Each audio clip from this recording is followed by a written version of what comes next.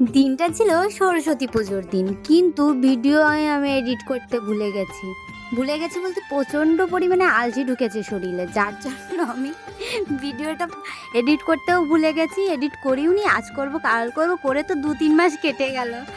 তাই আজকে ভাবলাম একটু এডিটটা করেই দিই। ভিডিওগুলো পড়ে আছে শুধু শুধু, স্মৃতিগুলো তো থেকে যাবে। তারপর চলে আসলাম, এসে দেখি এদিকে খিচুড়ি তৈরি করছে।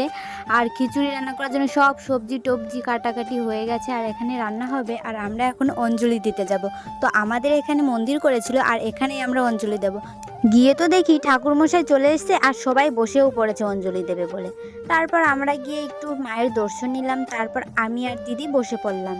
ঠাকুরমশাই পুজো দেওয়া শুরু করে দিয়েছে। আর দেখো আমাদের মায়ের মুখটা কত সুন্দর মিষ্টি হয়েছে না। জুম করে ভিডিওটা নিয়েছি, এই জন্য ভালো আসেনি, আর ওয়েদারটাও ভালো ছিল না, যার জন্য ভিডিওগুলো একটু এরকম এসছে। ঘোলা ঘোলা দিকে দিদি দাঁড়িয়ে আছে। তো ওখানে গিয়ে দিদি আর আমি বললাম, চল আমরা তো লেট করে এসেছি, এখন বসার জায়গায় পেলে হয়।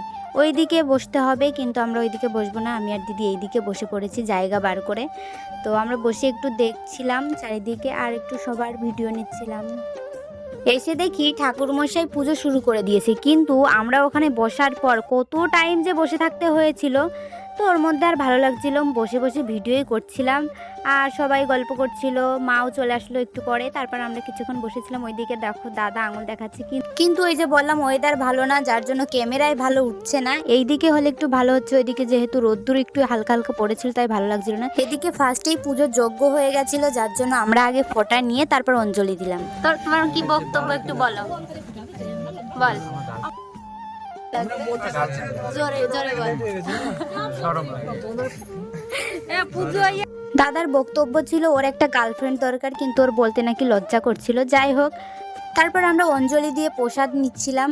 সবাই খিচুড়ি প্রসাদ নিচ্ছিল, আর আমার তো বেশ ভালো লাগছিল খিচুড়ি প্রসাদটা, এত ভালো লাগছিল মানে সারাদিন না খেয়ে থেকে খিচুড়ি প্রসাদটা মানে আরও বেশি সুন্দর হয়ে গেছিলো। টেস্টটা ভালো এসেছিলো, কারণ সরস্বতী পুজোর খিচুড়ি এমনিতেই টেস্ট ভালো হয়, আর তারপর সারাদিন না খাওয়া আরও বেশি ভালো লাগছিলো খেতে। আমি কিন্তু আগেই খাওয়া শুরু করেছিলাম না, কারণ সবাই বলছিল প্রচণ্ড গরম খিচুড়ি। তাই আমি ভাবলাম তাহলে আস্তে ধীরেই খাই। আর এদিকে আমি একটু সবার ভিডিও নিচ্ছিলাম, আমার কাজই তো ভিডিও করা। তারপর কিছুক্ষণ একটু ঘুরে ঘাড়ে তারপর আমি খিচুড়িটা নিই।